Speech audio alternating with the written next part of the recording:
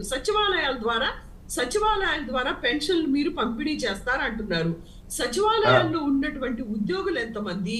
ఈ 2.5 లక్షల మంది వాలంటీర్లు చేసే పని సచివాలయంలో ఉన్నటువంటి 10 మంది 20 మంది చేయగలరా? ఇదొక ప్రశ్న. ఒకటి అదొక పాయింట్. ఇంకోటి ఏంటంటే, మీరు రైతులకి ఖరీఫ్ సీజన్ ఏదైతే అదును చూసి పెట్టుబడి చేయాలి, సాగు చేయాలి అనేటువంటి ఒక నానుడు ఉంది కాబట్టి, సో ఈ రోజు పెట్టుబడి సాయం రైతులకు ఇవ్వకుండా మీరు ఇప్పటికీ అన్నదాత సుఖీభవ పేర్లు మార్చడమేనా? మీరు రైతులకు ఏమన్నా విధులిచ్చేది ఉందా?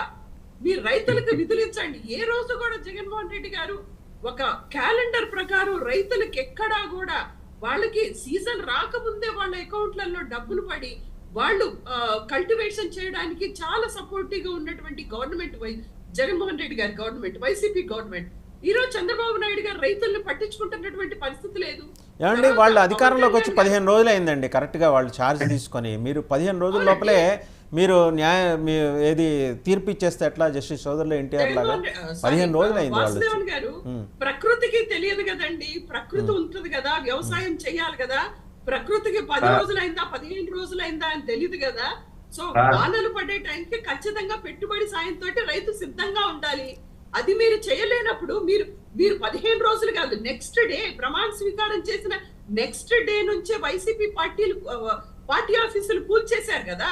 మీరు అదే పని, అదే ఎఫర్ట్, అదే టైం మీరు రైతులకు మంచి చేసే దగ్గర పెట్టండి. అది కదా మేము అనేది.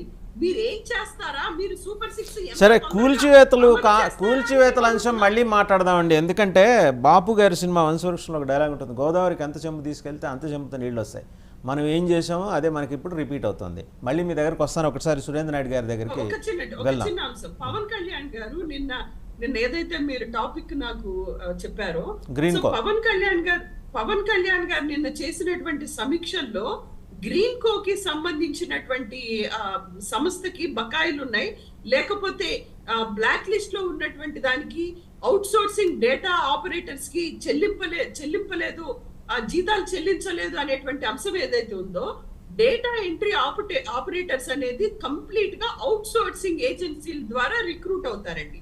ఈ అవుట్ సోర్సింగ్ ఏజెన్సీలు వాళ్ళకి ఇచ్చినటువంటి బిల్స్ నుంచి వాళ్ళు ఎంప్లాయీస్ కి చెల్లించకపోతే అది వైసీపీ గవర్నమెంట్ ని ఆయన ప్రశ్నించడం ఏంటో, ఆయనకి ఎంతవరకు అవగాహన ఉందో ఆ వ్యవస్థ మీద తెలుస్తుంది. ఈ రోజు డేటా ఎంట్రీ ఆపరేటర్లు ఉద్యోగాలు అనేది ఖచ్చితంగా అవుట్ సోర్సింగ్ ఏజెన్సీల ద్వారా రిక్రూట్ చేసుకుంటారు. వాళ్ళు దాదాపు సంవత్సరంన్నర నుంచి వాళ్ళకి జీతాలు చెల్లించకపోతే మీరు అవుట్ సోర్సింగ్ ఏజెన్సీలను పిలిచి మీరు మాట్లాడాలి. అంతేగాని వైసీపీ ప్రభుత్వాన్ని పిలిచి మీరు ప్రశ్నిస్తే దానికి ఎలా సమాధానం చెప్తారు? విషయాన్ని కూలంకుషంగా తెలుసుకొని మీరు ఆయన మాట్లాడతారు. ఒకసారి సురేంద్ర నాయుడు గారు మాట్లాడతారు. సురేంద్ర నాయుడు గారు, సో ఇప్పుడు మేడం లేవనెత్తిన 2 అంశాలు, వాటి మీద మీరేమన్నా? ఇప్పుడు సుజాత గారికి మా సోదరి సుజాత గారు కొంచెం అప్డేట్ అయితే బాగుంటది. ఇప్పుడు చెప్తున్నారు పవన్ కళ్యాణ్ గారు అవుట్డేట్, అదేమది అవుట్ సోర్సింగ్ వాళ్ళకి ఇవ్వకపోతే 1.5 సంవత్సరం నుండి అవుట్ సోర్సింగ్ వాళ్ళు ఇవ్వలేదు, మమ్మల్ని ఏం చేయమంటారు వైసీపీ ప్రభుత్వానికి అంటే, అవుట్ సోర్సింగ్ వాళ్ళకి డబ్బులు ఎవరు ఇస్తారండి? ప్రభుత్వం కాదా అవుట్ సోర్సింగ్ వాళ్ళకి ఇచ్చేది డబ్బు? అవుట్ సోర్సింగ్ చేసే వాళ్ళు, ఆ మేనేజ్ చేసే వాళ్ళు వాళ్ళ ఇంట్లో నుండి ఏమన్నా డబ్బులు తీసుకొచ్చి ఇస్తారా? అవుట్ సోర్సింగ్ వాళ్ళకి మీరు డబ్బులు చెల్లించి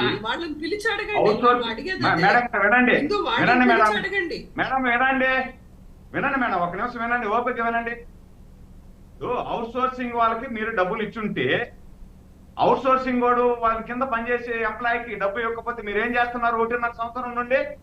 అంటే మీరు డబ్బులు అవుట్ సోర్సింగ్ వాడికి ఇచ్చేస్తే 1.5 సంవత్సరం నుండి అవుట్ సోర్సింగ్ డేటా ఎంట్రీ వాళ్ళు, టైప్ చేసే వాళ్ళు, పని చేసే వాళ్ళకి డబ్బులు చేరలేదు, మాకు డబ్బులు జీతాలు రాలేదు మొర్రు అంటా ఉంటే ప్రభుత్వంగా మీరేం చేస్తున్నట్టు? అంటే మీరు ఇచ్చిన డబ్బు కూడా వాళ్ళకి ఇవ్వలేదంటే మీరు వాళ్ళకి వినండి మేడం, మేడం గారు వినండి, మాట్లాడినారు మీరు.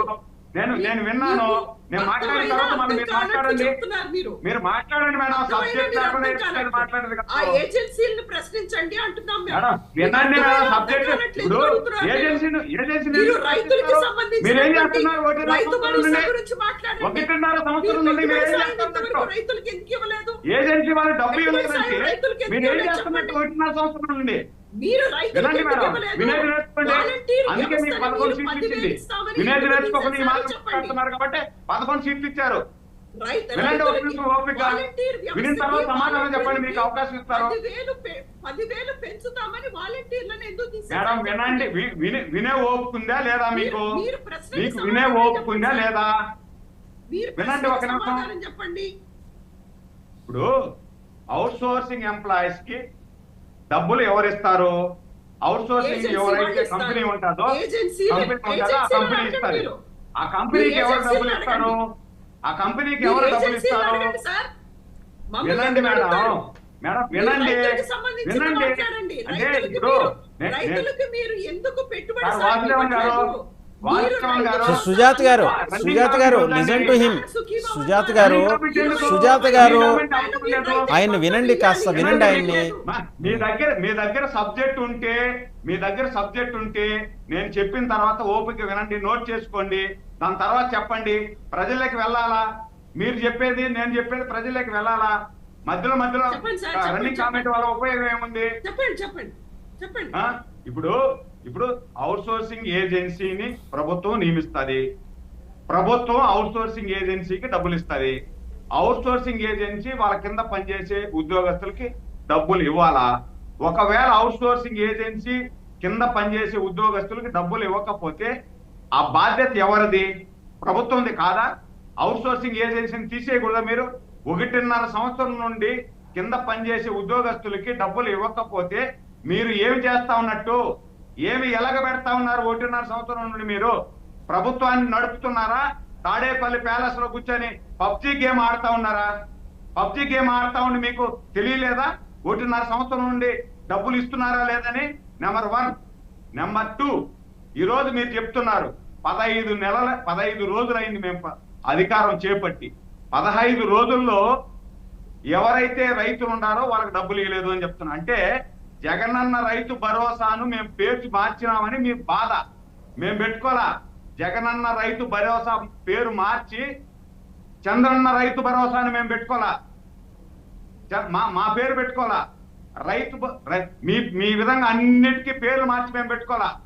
రేపు నెల 5వ తేదీ 6వ తేదీ ప్రతి రైతు ఖాతాలోకి